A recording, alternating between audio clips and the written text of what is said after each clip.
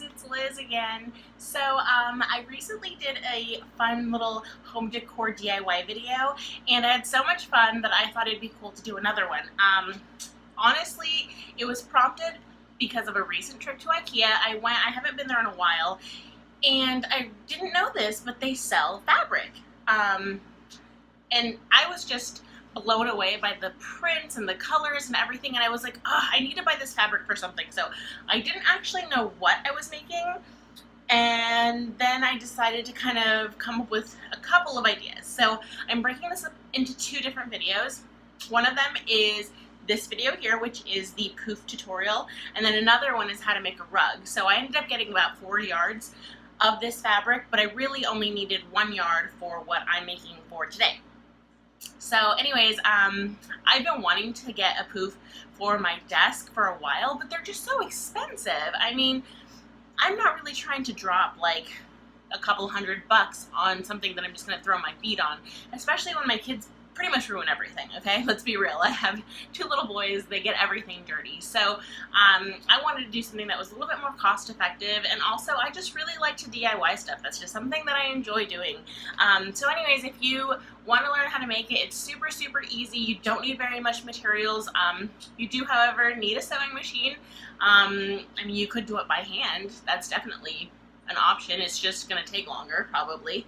But anyways, this is what the final product came out looking like. I love it so much. It is super, super cozy, soft, and my kids actually have already taken it from me and been sitting on it themselves. So the actual purpose of it is not really being utilized the way I wanted it to be, because it was supposed to be Mom's, but it doesn't matter. As long as everyone loves it, I'm happy, and I love it. So in fact, it was so simple to make that I think I might actually make a couple more for the kiddos in cool print, so that way they can have their own little poofs to sit on in the living room. So yeah, so if you're new to my channel, welcome, and don't forget to hit subscribe so that way you can get updated anytime that I post a new video.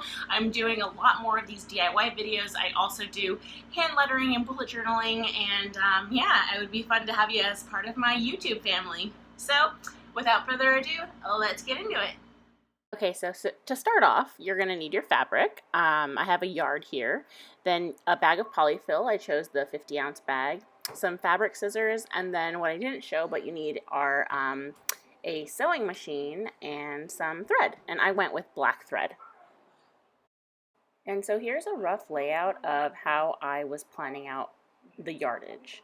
I would recommend screenshotting that if you wanted to use the same thing. I had, I believe, a 54-inch yard. So right now I'm just cutting off the selvage, which is just basically, you know, the edges of the fabric. So it's on either side, and I just cut that off so that way I can work with only print. And then now what I'm doing is I'm marking off the squares or rectangles based off of the image that I drew. So I'm trying to make it basically mirror it completely, so when I look at my yardage, it's going to have the exact same layout as on the paper.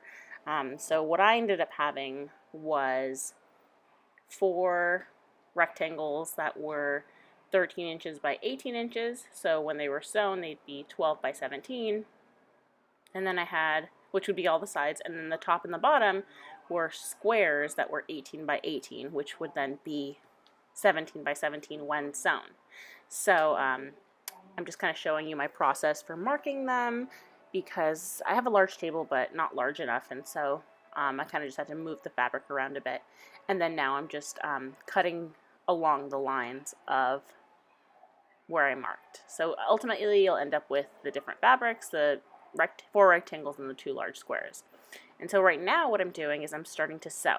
And so whenever you sew, if you're not too familiar, you want to make sure that the print side is facing itself. And ultimately this kind of drawing is what it's going to look like when you just sew the pieces together and don't really make your actual poof yet.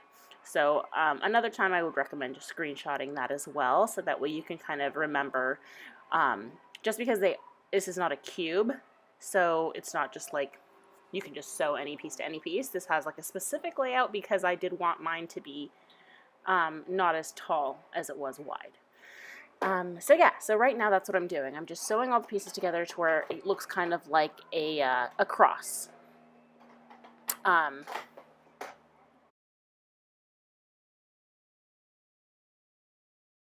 So once you have all of those pieces sewn together, you're going to start actually creating that 3D form. So again, I would recommend that you screenshot this because the colors show the coordinating sides that get sewn together. And if you're not like a visual learner, or like, it's probably a little bit easier to just kind of follow this guideline, and that will show you how it's going to end up. But you want to keep in mind is that you want to keep one side open and unsewn, because that's what you're going to need to have open so you can then fill it. And then also when you're sewing it, I would always recommend doing a back stitch, just because you want to make sure that it doesn't come undone and that it's really as solid as possible.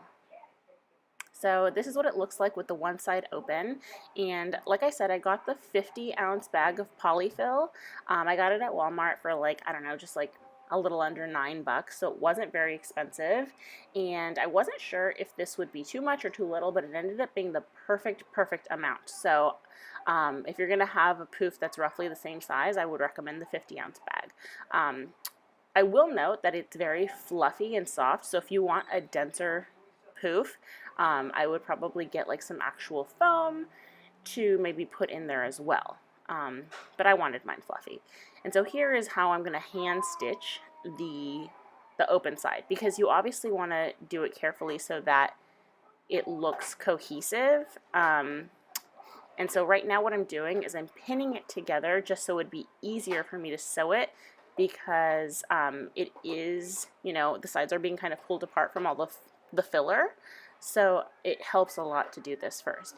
And what I'm basically doing is on either side of the opening, I'm folding it in about a ½ inch, and then I'm putting those two edges together, so that way it's kind of already creating a shape.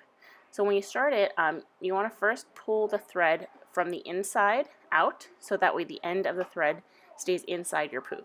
And then what you're going to be doing is a blind stitch. So essentially you're just going to be pulling it through to create kind of like a ladder.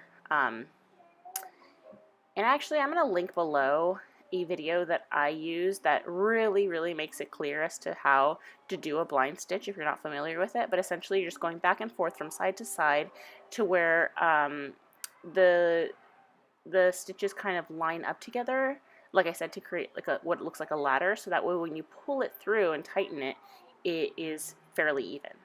So I don't have the best hand sewing skills, but you know, I think I did a fairly good job for what I was trying to accomplish. And essentially, you know, people are not going to be looking at every single seam, and it's really just one seam, so if it comes out that bad, you could always hide it.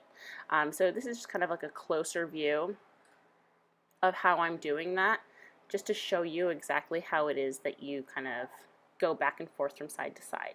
And you know, just every few stitches kind of pull it taut, so that way the seams come together.